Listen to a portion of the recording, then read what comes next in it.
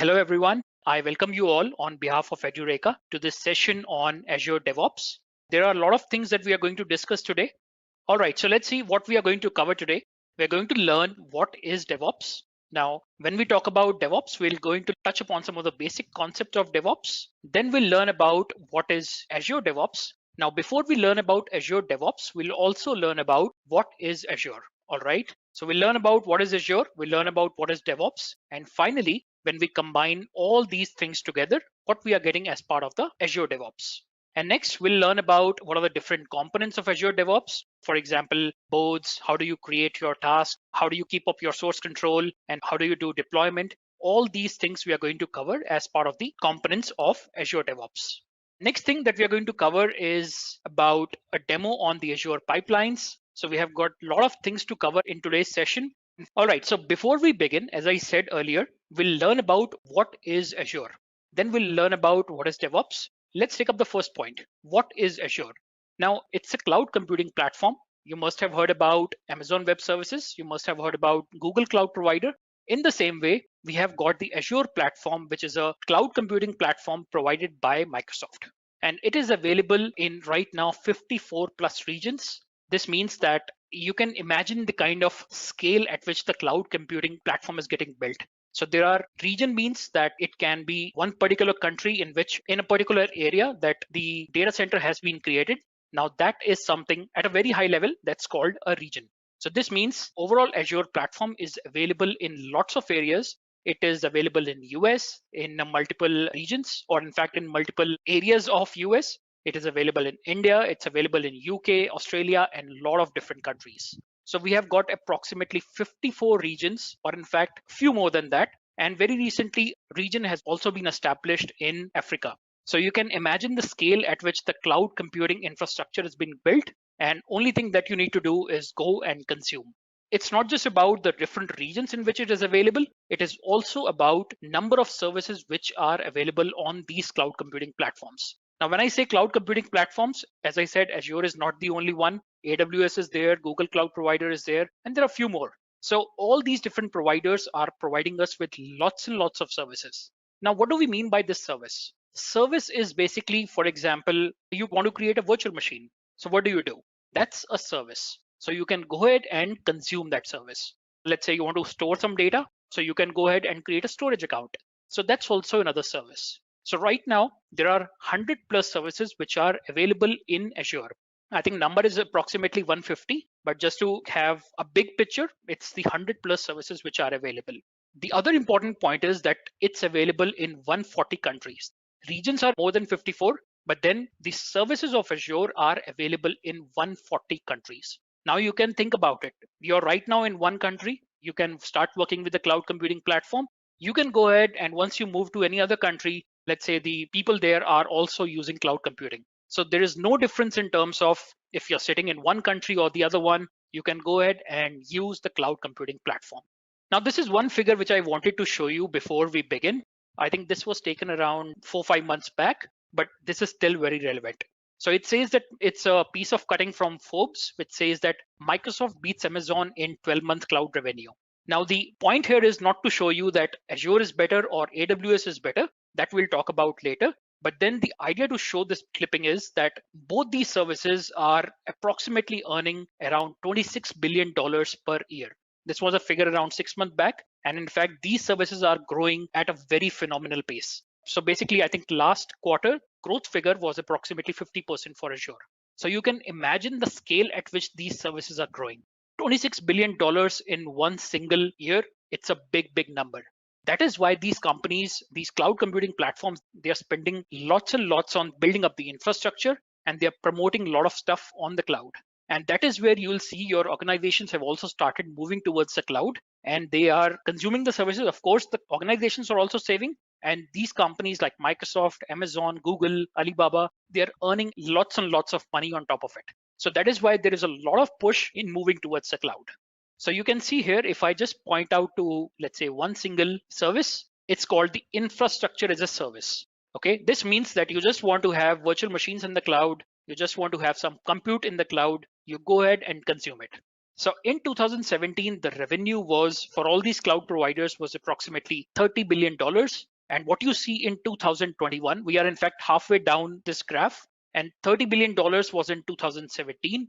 It's approximately $52 billion, or in fact, it'll be $52 billion in this particular year. And going forward by 2021, it is going to be $83 billion. Now that's a projection.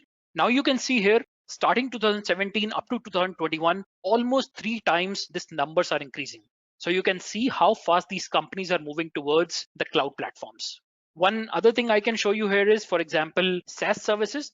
This is like a software as a service, which many of you might have heard, or in fact, most of you might be knowing about it.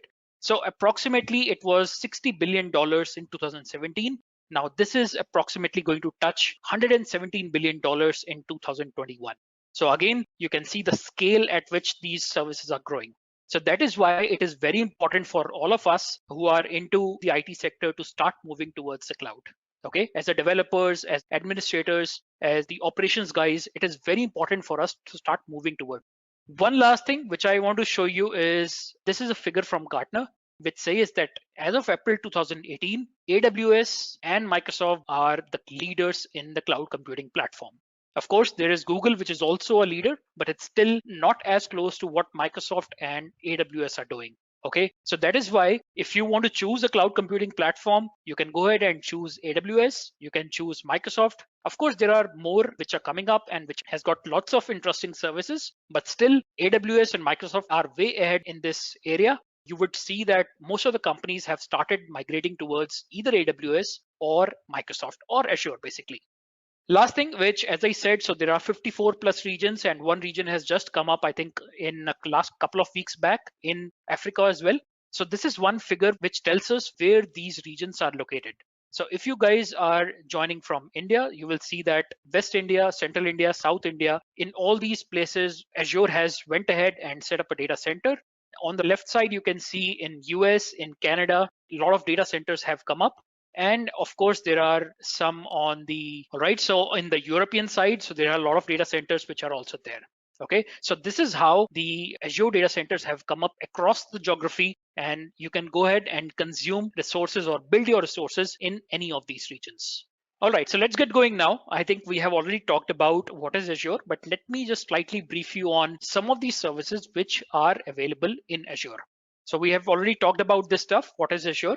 When we talk about the features of Azure, the first thing that has come up is on-demand provisioning. What does we mean by on-demand provisioning?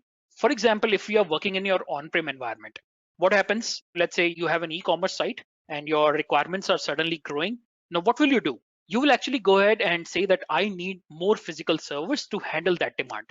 So when you say that I need more physical servers, this means your company will have to raise up a purchase order. You'll have to provision the machines or basically buy the machines. Once you get those machines, you put it in your data center, then you do all the configuration changes, you do all the deployments, everything needs time. Okay. Of course, you need to have some cooling in place, you need to have networking in place. All this stuff you have to do in order to scale your applications or even start building a simple application, okay, in your on-prem environment. Now, when we come to the cloud, it's an on-demand provisioning, which means now if I want to start building an application, I can simply go ahead and provision a particular resource in the cloud or pick up a particular service and provision it in the cloud in just a matter of seconds. All right, so this is what we get when we move to the cloud. If I want to scale, if I have, let's say right now 1 VM and suddenly I want to scale it up to 100 VMs, can I do it on-prem? Very, very difficult. So when it comes to the cloud, scaling from 1 VM to 100 VMs is just a matter of seconds. All right, so this is what we called as a on-demand provisioning. Second thing is about scalability, which I have already just pointed out. So if you just want to scale out, which means you want to add more and more resources in your applications, you can do it in matter of minutes and seconds.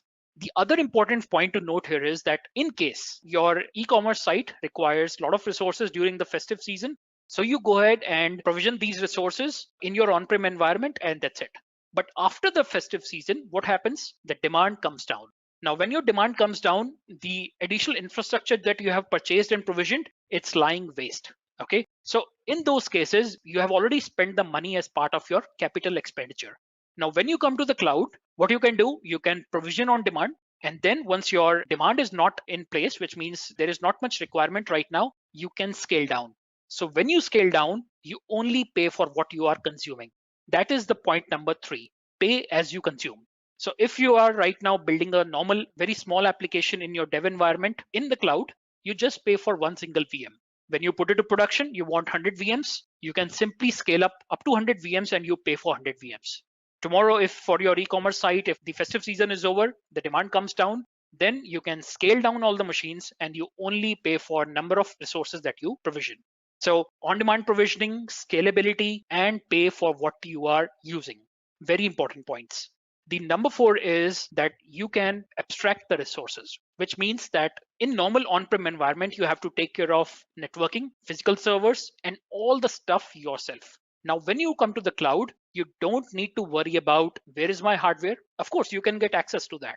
But then you still don't need to worry about where is my hardware? Is it running up to date? Is it completely patched? Is it secure? So all these things are taken care by Azure. Only thing you have to worry about is your application. Of course, there is one more point is about efficiency of experts. So this means that let's say you are into .NET, you know how to build .NET applications. Or if you are into Java, you know how to build Java applications. Or maybe PHP, Python, and all the different language or basically the frameworks which are available. You can go ahead and build your applications in whatever environment you want or whatever languages you want. And then you can simply come to the cloud and deploy your application. This means that you don't have to worry about that if I'm coming to Azure, do I need to know .NET? The answer to that is no. And in the same way, if you go to AWS and if you think that I'm a .NET developer, will AWS be useful to me? The answer to that is yes, because you can go ahead and create an application in any platform. Whatever skills you have, you go and build your applications and you can deploy it in any cloud platform. So the last thing is about measurable, which means that whatever you are consuming, it is measurable in terms of some metrics. Whatever you are consuming based on those metrics, that is the only thing you pay for.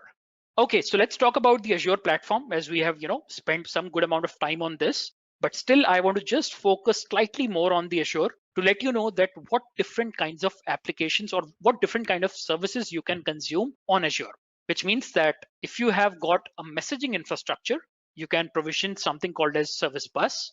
As I told you earlier, there are approximately 100 plus services which are available. So this is just a glimpse of what you can do. If you want to build a messaging infrastructure, you can go and consume something called as basically the messaging infrastructure in Azure in the form of Service Bus.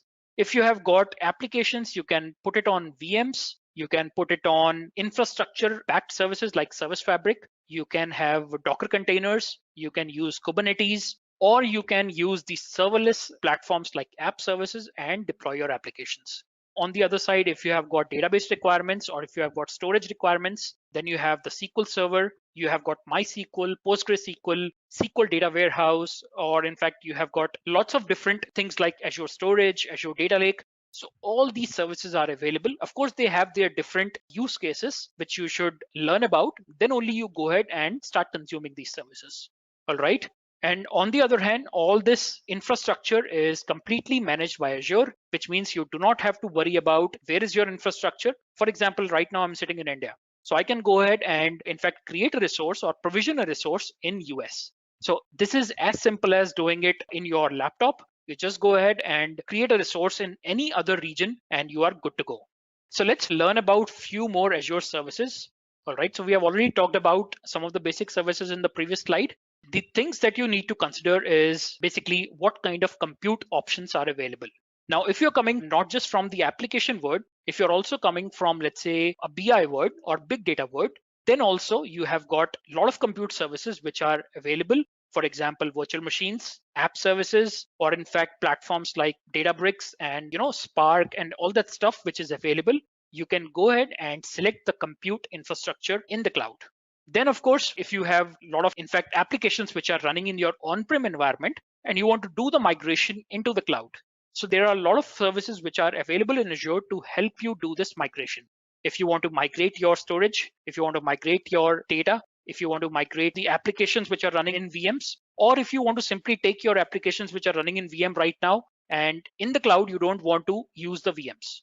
We have got different services available in Azure to do migration of all your activities, or in fact, all your applications into the cloud. The other interesting point to note is that it's not just about just take your application and migrate it into the cloud.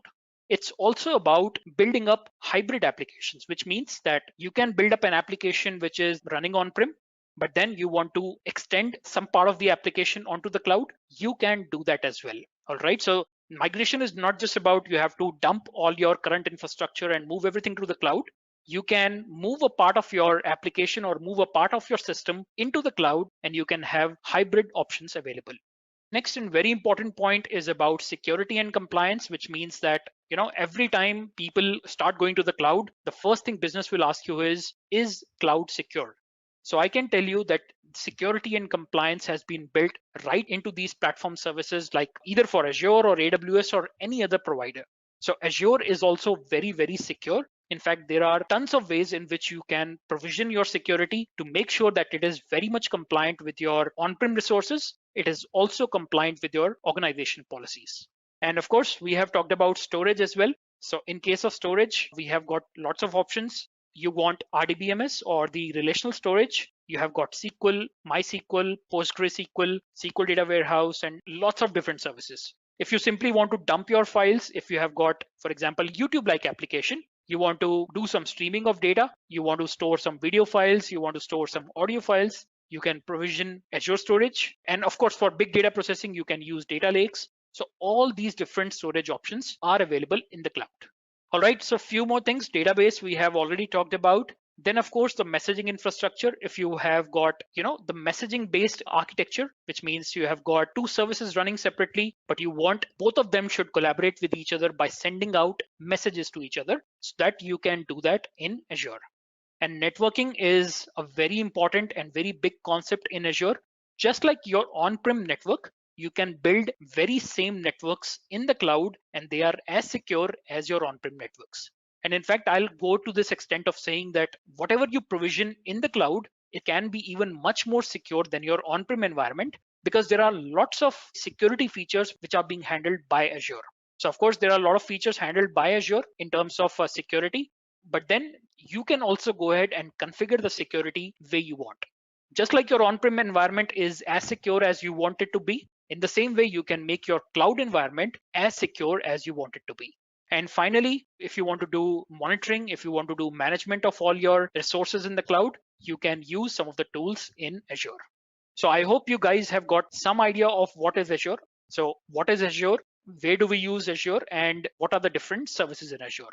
One interesting area that I want to touch up today is DevOps. We want to know about what is DevOps, what are the services available in Azure to handle the DevOps. So let's first learn about what is DevOps. All right, so first thing is when we say what is DevOps, so basically just for the definition perspective, it's a set of practices intended to reduce the time between committing a change. So let's say you are building an application. If you commit a change, committing this change and taking it to the production is a very long process. But then DevOps means that once you commit a change and finally taking that change to the production, DevOps is something which can help you reduce the overall time and provide you a standard set of practices using which it makes your deployment very, very smooth. Of course, it can help you maintain high quality in your application. This means if you want to do testing, if you want to do some reviews, all these things basically are covered in the DevOps. Some of you guys might be coming from the development background. Some of you might be coming from the operations background. So this is a place where both of us meet together. The developer, the operations guys, they come together and work together. So far in our normal work environments, if we are not into DevOps, what do? The developers have the responsibility of doing some coding, building that, and finally putting it into a source control. Once you put it into a source control, the test team will actually take that source code, do their own builds, and start doing the testing on top of it.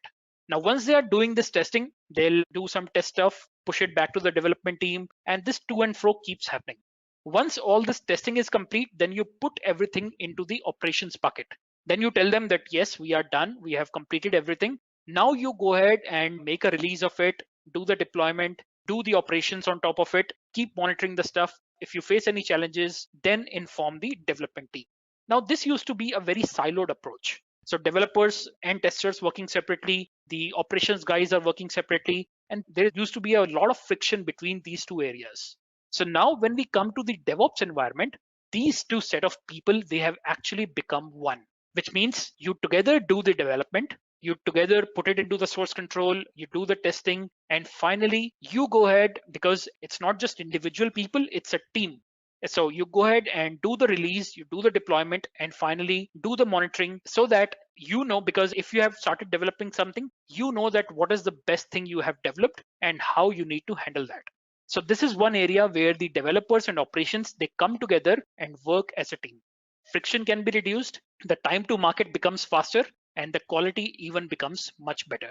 Do not worry if you do not get the 100% of what is happening, but then the overall idea to understand is that now the developers and the operations, they come together and work together as one single team. Just for this, a very small diagram, the developers, they'll build something, they'll start pushing it to the operations team. So you do the deployment, you take care of everything. The operations, if they'll face any challenges, they'll start pushing it back to the developers team, looking at a very small thing. Okay, if I can solve something very quickly, that's fine. Otherwise, I'll start pushing it back to the developer team, saying that this is not working. So there is a lot of friction and there is a lot of miscommunication that happens in this kind of environment. Way to solve it is that both of us, the developers and the operations, work together as a team. Okay, I hope you got some glimpse of what is DevOps. And now we're going to talk about some tools which are available in DevOps. When we say DevOps, each of these areas are covered by different kinds of tools. So if you are doing some development, you might use, let's say, Eclipse, you might use, let's say, Visual Studio, you might use Visual Studio Code, and then you are checking in your code in TFS, Team Foundation Services. You might be checking in your code in Jira, in Git, or a lot of different repositories. Now, this is one area. Of course, if you have to do some builds, you can use a Kudu server, you can use Maven, you can use Gradle. So all these different tools are used to build your applications. Finally, if you are done building your code and if you have done all the check-ins, then the testing happens. You might be using Selenium, or JUnits to do the testing of your applications. Now, again, you can see here all these different areas require different kinds of tools. And if you're releasing something, then of course you can use Jenkins and Bamboo to release your stuff. Finally, you do the deployment. All right, so there are different tools to do the deployment, and then you do the operations, which means your operations team is sitting there and doing all these operation stuff, and they are monitoring this stuff using different tools. When we say that we want to build a DevOps platform, we want all these tools, what you see here, to work together so that you can do this activity without having to do any manual intervention. Okay, and this is where we are going to spend our time into looking at how these tools can be used when we go to Azure DevOps. I guess you guys have learned about what is Azure, some basic stuff, and what is DevOps. Now we are going to look into, if I have to do all this DevOps activity in Azure, okay, so what is it that is available to us? And now let's learn about what is Azure DevOps. So Azure DevOps is something which is providing us all the set of tools integrated into one single environment. This means that if you know how to work with Eclipse, if you know how to work with TFS, if you know how to work with Git, Selenium, all these different tools, then you can use Azure DevOps. Or in fact, in my case as well, I didn't know, a lot of tools, but still when I started learning about Azure DevOps, I started learning about all these things as well. So you don't have to worry that if you are not a part of any of these particular areas, for example, if you're not part of right now how to do the deployment, or if you're not part of how to do monitoring and you are on the developer side, or basically you are into the development side, then you don't have to worry that will I be able to use DevOps or not? So the answer to that is yes, you will be able to use the DevOps, or in fact, that will help you move towards the DevOps, even if you know maybe a couple of parts of it. So now we are going to talk about what are different components of Azure DevOps. And once we'll see some demos, you will be very clearly able to understand how you can take your application from the planning stage up to the deployment and monitoring stage using the tools in Azure. Okay, so let's learn about what are different components of Azure DevOps which are available. Now, let me just show you all 5 actually. So there are 5 different components which are available as part of Azure DevOps. First thing that we need to know is about Azure Boards. There are people who come from the Scrum background. They are coming from the project management background. They know how to create some features. They know how to create epics. they know how to create the stories, they know how to create tasks and all that stuff. And then there are developers who themselves go and create the task on which they are going to work. And there are testers who just want to create some test cases. And after the test cases are done, they want to create the bugs which they find in the system. Now, all these activities can be done as part of the Azure Boards. Number two is, of course, after you have done all the planning, after you have created all the epics, all the features, all the stories, tasks, and everything, second thing you want to do is development. For example, you start doing development in TFS, you start doing development in Eclipse. Any ID that you want to use, you can do the development. Once you are done with the development, now you want to push all this into a source control. Now, this is where Azure Repos will come in and it will help you store all the information. So in the source control, you check in your code. And Azure Repos is a place which provides us with a lot of different repositories. In fact, right now it's two. If you want to use Team Foundation services, or if you want to use Git.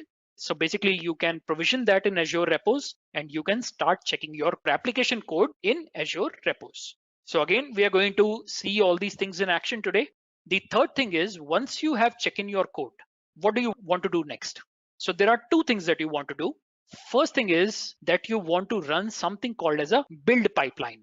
When you have checked in your code, you want to make sure that nobody has checked in some wrong code. So this is where you build your code. Of course, the developers have the responsibility to build the code on their local machines. This is not a good practice. Now, if developers is just building it on their local machine, this means that maybe some of the dependencies on that machine are not correct, or maybe it's not in sync with the other team members. So this means that if person says that, yes, it is building on my machine and I just want to push it in the source control, is that good? The answer is no. Because this means that if somebody will have a special dependency in the application which is installed locally, but it's not installed, for everyone. For others, when they will download that code, it will fail. So that is why whenever the developers push something in the repos or basically in the source control, it is going to be taken by the Azure pipeline. It is going to do something called as a build. Okay. So the building of code happens in the Azure pipeline. Now, next thing is the build has already happened. What do we need to do next? The next thing we need to do is release this code. Now I can release it in the dev environment. I can release it in, let's say, pre-prod or UAT environment, or I can also release this stuff in production environment. But normally what do? If developers check in something, we do the build of the code and then we release it in the dev environment. Now, once it goes to the dev environment or maybe in a test environment, it is going to run. After it run completes, then you would want to run some kind of, some test on top of it. Let's say if you have deployed a web service. So if you have deployed a web service, you would want to test if it's behaving correctly. Or if, let's say, you have deployed a web application, you want to check if everything is looking fine in that web app or not. So there you can run manual test cases, automated test cases. You can even do the exploratory testing. All that stuff can be done as part of the Azure test plans. All right. And finally, once all this test plans is done, we can again use basically the pipelines to release something to different environments like UAT, production, and all that stuff. While all these things are going on, there are a lot of things you can configure like workflows, or in fact, let's say approval workflow. So if you are checking in something, you want to make sure the review happens. So that can be taken care in the Azure repos. If you are releasing something to the UAT environment, you need, let's say, an approval from your team lead, or you need an approval from the program manager. So all these approvals are by default built into all these services. Now, one thing which I haven't touched upon is Azure artifacts. Now, this is something, for example, let's say you have got 10 projects and all these 10 projects have got common dependencies. It may not be common in all, but let's say 3 projects are using one dependency, 5 projects are using some other dependency. So what you can do, you can collect all these dependencies and put it into a one single location called Azure artifacts. So I'm going to show you a few of these things in demo today, that how you can use Azure Boards, Azure Repos, Azure Pipelines, and of course, I'm not going to touch in the demo on test plans and artifacts. Now, I hope everybody understood this overall infrastructure. We have got Azure Boards to create our work items. We have got Azure Repos to store our code. We have got Azure Pipelines, which can help us do the build of the code, release of the code into a particular environment. Then we have got Azure test plans, which we can use to do our testing, which could be manual test cases, automated test cases, exploratory testing, all that can be done as part of the Azure test plans. And finally, if you have got some common DLLs or common jar files which you want to store it as part of your repository, then you can use Azure artifacts. Now let's look at some of the more things. Now, first thing, as I said, is Azure Boards. So we have got 5 different components as part of Azure Boards. All right. So as I said earlier, Azure Boards is a service for managing the work of your software project, which means you want to create some, let's say, epics. You want to create some features, basically some tasks, some product backlog items. You want to create some bugs. All this can be handled in Azure Boards. So you can set up that I want to follow the agile process. I want to follow the Scrum process. I want to use the Kanban. So all these things are available as part of the Azure Boards. So it does not matter that what kind of process you want to follow. I know that a lot of people know about agile. So guys, I'm also an agile and safe certified. So I know there are different processes, and all these different processes can actually be handled by Azure Boards. So what you can do, you can go ahead and create work items. Then you can have the backlogs. Now I'm going to tell you what is a work item and what is a backlog. And then we have Azure Boards. In fact, board is something where basically you can run some queries and see that what is something in a particular sprint, or let's say what are the tasks which are active, or what are the tasks which are closed. If you just want to say that what were the tasks which were released in this particular sprint. So all this information you can get it from the boards. Next thing is about sprints. Now let's say a sprint is of 15 days. So in 15 days, what are the work that we are going to accomplish? So those things, or basically those tasks or features, they go into sprints. All right. And finally, we have the dashboards, which can help you have the overall picture of what is the progress of your particular sprint, or what is the overall progress of a particular release. Okay, so this is what is covered as part of the Azure Boards. We can just talk slightly more on this, and then we'll see that in the demo. Now, what do we see here? We have got work items, pretty simple stuff. Create, let's say, you can see here, this is a bug being created. This is a user story which is created, or basically the backlog item which is created. Then we have the tasks which are getting created. And the same way, we have got features, we have got epics, which we can create as part of the work items. Then we have got boards. So you can see that what is basically the particular flow of your current sprint, or what is the flow of your project. Of course, we have got backlogs. Now we can arrange what do we want to do as part of the backlog. How do you want to prioritize your different work items so you can deliver your software on time? Next thing is about sprints. If you guys have not worked with sprint, so do not worry, because we don't want to go into the what are the details of sprints. But then sprint is basically, let's say, a small time boxed window in which you can go ahead and deliver a particular part of your product. In your e-commerce application, if you say that we want to deliver the checkout functionality. So let's say if you are ready to deliver the checkout functionality in 2 weeks as part of the sprint, so your checkout feature or your checkout epic will go inside that particular sprint. So once it goes inside that particular sprint, the whole team starts working towards that particular area. And what they do, they try to complete all that stuff during that 15-day time box window. And that is what you can build as part of the sprints. All right, so then we have the final dashboards where you can see what is the current status of your project. Before we go further and look into other different aspects like pipelines and stuff, I just want to give you a small demo of how you can create the work items, how you can create the backlog items, and how you can use the boards. So let me stop here for a while. Okay, and what I'm going to do now is going to go to something called as dev.azure.com. What you need to do here is, if you're not signed in, it'll ask you to sign up or sign in.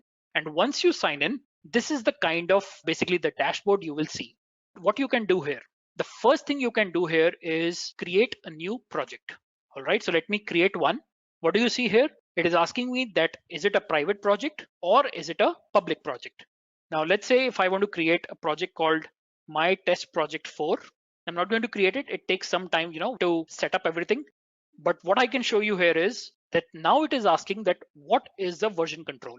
So basically, where do you want to keep your source code? Do you want to keep it in Git or do you want to keep it in TFS? Okay, so you can go ahead and select the different version control options which are available. Now, of course, I think with time, they will keep adding more and more, source controls or the version control repositories here, which you can use. But most common ones, which everybody knows, is Git. We also have GitHub, which is again a repository for storing the Git-based version control. Of course, there is something from Microsoft which is available, which is the Team Foundation. If some of you guys have worked before with TFS or the Team Foundation services, this is the one. It is totally up to you. How do you want to store your code? So I'm going to select Git right now. The next thing is about work item process. So if you want to follow the agile process, you can use this one. If you want to use the Scrum process, you can follow this one. Then of course you have got CMMI and a basic one. Now basic is something which does not follow a particular process, but this is something which can help you set up either the agile process or the Scrum process. It's like a kind of a blank template. But if you are comfortable working with agile environment, you can select this one and you can click on create. Now, as soon as you do that, what you will see, it's something like this one, my test project 3, because I created this one and I added few things here. So I want to show you that. All right. Before we go into inside this particular my test project 3, what are the things you can see here? Something called as Azure Boards, which we have already talked about, the repositories, Azure repos. Then we have the Azure pipelines. We have got the test plans, and then we have got the artifacts. The same stuff that we have seen in the slide, it's available on dev.azure.com once you create a project. Now let me go ahead and first of all click on this project. What I've done as part of this project, I am using Agile plus I'm using Git. So I've selected this one and this is now showing up in my test project 3. The first thing, as I told you, that I want to show you about is boards. Now let me go here. On the left hand side, you can see boards, repos, pipelines, test plans, and artifacts. So I'm going to go inside boards right now and straight away show you what you can do in the boards. First thing is, of course, pretty simple. If you want to do the planning, so what do? You create something called as a, let's say a task, or basically you create a work item. Now work items are of different types. You can have something called as an epic. Now epic is something which is very, very high level. So let's say your leadership team comes up and they define something called as an epic. Now they will say that we want to deliver this kind of project. All right. So there they are defining a particular epic. Now inside the epic, what you can do, your product owners or let's say your project managers, they will go ahead and decide on the number of features that you want to have as part of the epic. Let's say you want to build an e-commerce site. So in e-commerce site, the business says that we want to set up some e-commerce setup for this business. That's an epic. Once you go inside that epic, you will say that I want to create a feature. Now what is a feature here? I want to deliver the cart functionality. I want to deliver the product page. I want to have a recommendation engine, or maybe I want to have a search engine in my e-commerce portal. Now, this is what will be created by product owners, or they will be created by the project managers. Now, when you say I want to create, let's say, a search service in my e-commerce site. So as part of the search service, what do you need? You will go ahead and create some stories. So in the story, what will you say? You will say that I want to have some database ready, which will contain all the information of my products. Then I'm going to have, let's say, one more story for building up a middle layer, which can help me, building some APIs, which can help fetch this information from my database and show it to the end users. Then I'll build another story to say that I want to show it to the end customers. And once you have these user stories, then you go ahead and create task inside that particular story. So let me start building up, let's say, one feature. I'm not going to, go into the complete agile model, but right now I'm just saying that we want to create a feature for, let's say, search in e-commerce. Okay. Just remember, guys, this is not the way we write in agile format. So if you want to, just create a new feature, there is a particular format in which you should create the feature. Basically, the text has to be in a particular format, but that's not the agenda for today. The agenda is to show you that you can create a new feature. You can provide a particular iteration path. This means I want to do it in this particular time frame. Okay, I can create multiple iterations. Okay, and I can put up the iteration here. Now, next thing, what I can do here, I can link it to some existing item. All right, so we'll do it later, but then we'll say what is the business value of this? What is the time criticality? What is the start date? What is the target date which we want to complete this particular feature? This feature is new right now, so let me save it. You can go ahead and provide description. You can use the discussion board to do some discussion on top of this particular feature. And once you are final that yes, our feature details are ready, then what is the next thing? Let me go back to work items. And let's say I want to create a particular user story. What will I do? I'll say that I want to create, let's say in the search, I want to create the APIs. And what do I need to do? I need to link it to the epic, or in fact, I'll need to link it to the feature.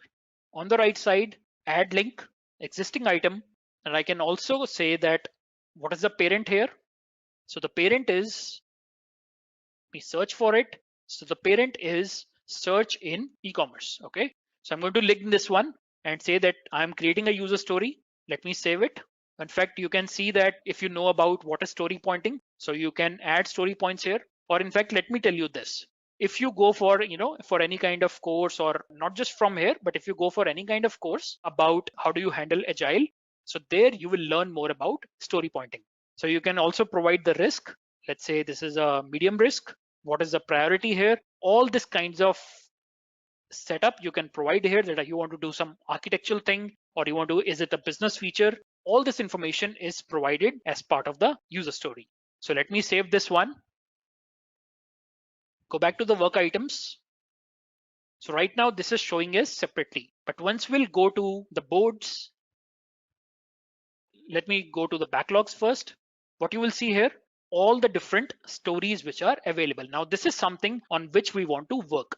Let me add one more story here, new work item, and let's say UI for search.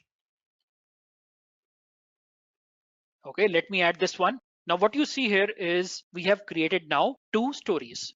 In the first sprint, or basically in the planning side, let me just open it up. And so as part of the iteration, what we are going to do in the first iteration, or let's say in the first 15 days, what we are going to deliver, we are going to deliver API for search service. Or in fact, actually both of them have got into the same iteration. So now you can see here, we have got one story which we are going to cover in iteration 1, which is right now the current one, and one story we are going to cover as part of the second iteration. Now, in fact, if you go ahead and add more tasks to it, let's say if I click on, I can even change the priority for this one by dragging and dropping. Now click on API for set service. I can go ahead and click on, or in fact, I can see the whole history of that particular feature, or in fact, that particular user story. I can also go to this particular link and I can say that I want to add some child items here. Okay, so I can say add a new item, and that is a child item, which is of type task. And then I can say that I need to do some basic setup, or maybe let's say some design of my search service. So that is one task I'm creating. All right, so what is the original estimate for creating this particular task? I can say 10 hours. What is the remaining time? 10 hours. Completed 0. And I'll provide some description here and save it.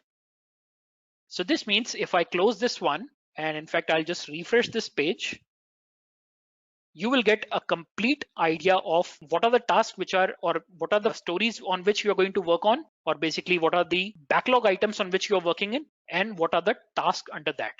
So this is the kind of thing that you can set up with Azure DevOps. I hope this stuff is clear to you guys. So we have got different iterations.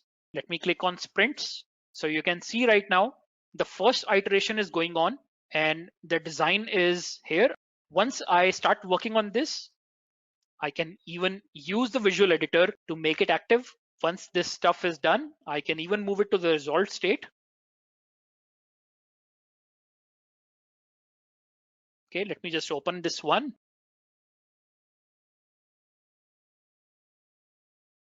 I can just close this task and say that's it. So this is how my overall flow of basically the work items work.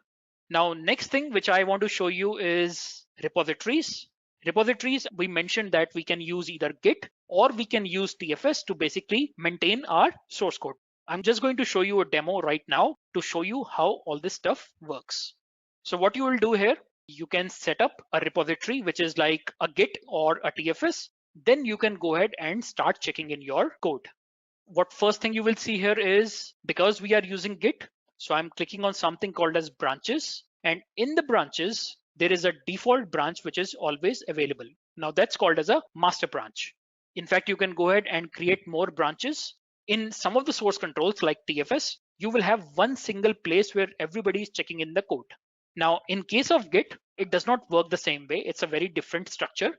So what you do is you create your own branch. You work in that branch, which means branch is basically a copy of a master branch. So you will go inside that branch, you will make your check-ins. Now that is your branch in which you are making the changes. You will do the testing. Once you are completely fine that everything is running fine, then you are going to push those changes from your branch to the master branch. Remember that if you haven't worked with Git before, so there is nothing to worry about because this is not something specific to Azure DevOps. What I'm talking right now about the branches, this is something specific to the Git. So let me show this thing that we have right now, a default master branch. If I'll click on this one, what you will see, I have already checked in one particular project into my repository. Okay, that's called as a web application 2. If I click on this one, it's a very simple MVC application that I've created and added it into the source control. I'll go to the Visual Studio. Now in the Visual Studio, you can again see that I am using Git tools for Visual Studio. And this is showing me that I have got a master branch. Now what I can do, let me create one more application and check that in. So let me create a simple application, file, new project, ASP.NET Core Web Application. Remember, you can use Eclipse, you can use IntelliJ, or you can use any other IDE to do the development. Okay, so this is not restricted to .NET or Visual Studio. You can use any kind of platform or any framework to build your application, or it can be in any IDE. Eclipse, IntelliJ, anything will work here. All right. So what I'm going to do is create a new application called Web Application 3. Let this application be created. All right. Now that we have created our application, what do we need to do? You can see here that my project is ready. I'm going to simply push this code into the source control. Okay, how do I do this? Let me first of all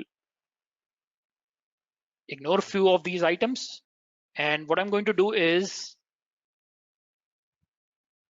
okay, I'm going to state these items. Now, this is something very specific to Git. So if you are not comfortable with Git, do not worry because this is something you can learn very quickly. All right. So what do I have here? I have got my full application, which is Web Application 3. I can go ahead and check in into a Git repository, which is managed by Azure DevOps. So I'm going to say checking in Web Application 3. Okay. Also, I can actually go ahead and map it to a work item. Let me click on this one and go back to portal to my work item. In fact, we do not have a work item for development. Let's create one. So UI for search service. Let's go back to the links. I hope you guys remember now. You can click on add link, new item, and let's say we call it build web app 3. Okay, let's call it create. I know this is not the way we write the task, but just to give you an idea that I'm just creating a new task called create web app 3. That's it. So it is going to give me create web app 3 task is ready. I can click on this one and the task number is 10. Okay, so I'm going to copy this one, go back to Visual Studio, enter the ID of the work item. Okay, so I'm going to say 10 is the ID. And you can see basically the related work item. Now what we are doing here, we are creating a new application. When we are checking in the code, we are also specifying what is the related work item. All right, so let me commit all this stuff in the code, sync it back to the cloud, which means now I have checked in into my local environment. I just want to push these changes into the cloud environment. So again, this is specific to Git. You do not have to worry about this.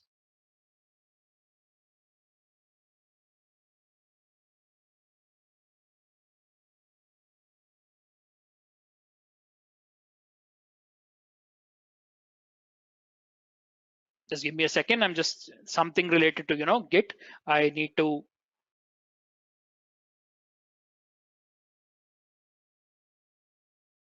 Okay, so I think this should work now. We push these changes.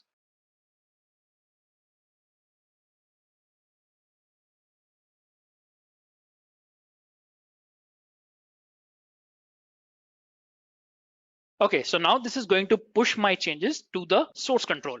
All right, so you can see here it has been successfully pushed to the master branch. If I go back to the DevOps environment, what you will see here, in fact, if I just open up the application as well, so you can see here, this is the parent side. And in fact, let me just refresh this one. Okay, so what you will see here in the description, or basically in my history, I can see that I have done some check-in here. So it is linked to that particular check-in. Now you can start visualizing this stuff. So you have got tasks, you have made your check-ins. From those check-ins, it is coming in. Once you make a check-in and attach it to a particular work item, it will be linked to that particular work item. So if anybody is going and looking into what changes you have made as part of this task, you can actually go ahead and see all that stuff. Now this is a part of the task.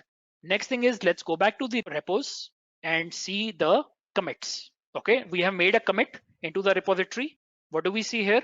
We have got check-in web app 3. Okay, so this is what we have checked in as part of the web application 3 that we just created. Now the next thing is, I want to build this application. Okay, so if you guys remember, the second thing was checking in the source code. After checking in the source code, I want to automatically build this particular code. So what do I need to do here? I need to go to the third component called pipelines.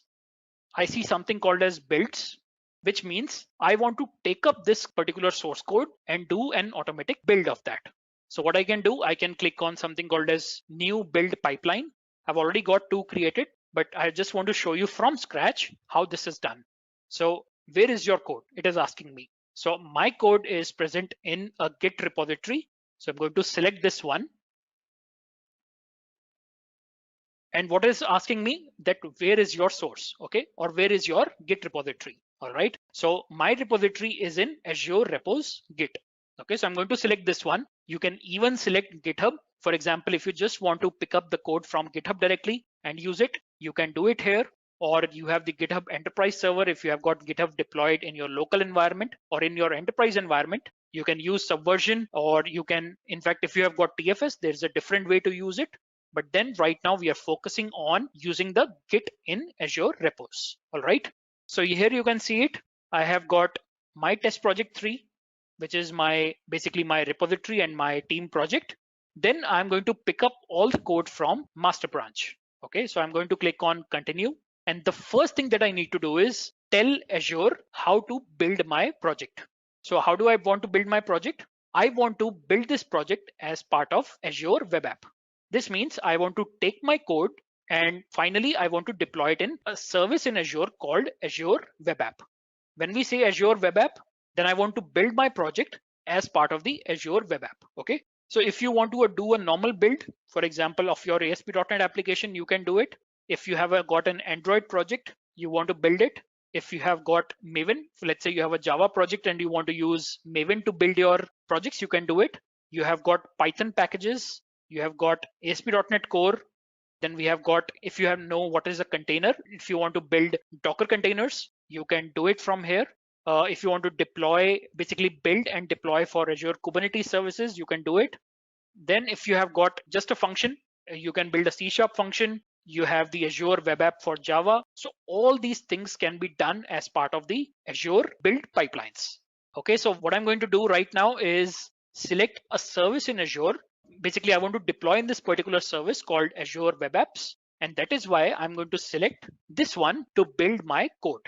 Now, if I have to build my code, what do I need to provide? I need to provide where is my solution. All right, so I'm going to click on this one and tell the system, or basically tell my build pipeline, that it resides in web application 3. Okay, this is my new project that I picked up. I'm going to select this one and click on OK. Then finally provide where is this Azure subscription in which I want to deploy. So I'm going to select this is my subscription in Azure, and what is the name of the app service.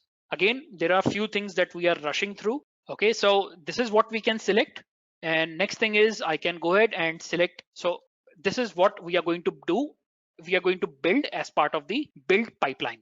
So we are going to take the source code from the Git repository, do a build of it automatically. Let me save this one and queue it, which means I'm going to save this pipeline and start doing the build of my project.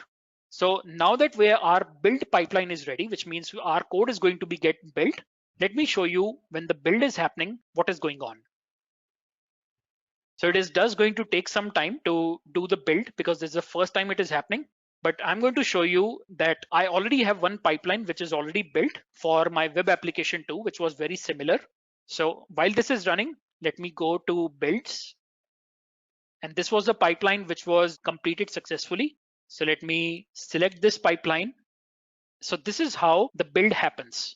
So if you open up anything, it is going to give you the detailed logs of how the build happened. So it picked up the code from your source control, it did a build, and you can see all the build activities which happened as part of this pipeline. So you can see here it picked up the web application 2 project and it started doing the build. It did all the copy files to output directory and cleanup and all that stuff. And finally, it did a build of my project. Now, once I did a build of my project, what next? So you can see here, it approximately took 5 minutes to do the build. So what you can do as part of your Azure DevOps, as soon as somebody checks in the code, it will automatically trigger a build pipeline using which your application will be built. And if there is a failure, then the person will be informed back using a mail that your code is not correct. Okay, so you have to rectify your code as soon as possible. Now, once we have done all this build activity, what next do we need to do? We need to release it to a production environment or maybe to a UAT environment. How do we do that? We do it using something called as releases. So now that this one is ready, either I can click on release and build up a new release pipeline. So let me click on this one. And I'll say I want to create a new release. So I'll click on release 2. And what you will see here, now that the complete build which happened, now it is asking me that where do you want to release it? So I've already created a release pipeline. In fact, let me click on this and let's create a new one as well. Releases, new pipeline. And it is asking me where do you want to do the deployment? So I'm telling Azure that I want to do the deployment in Azure App Services.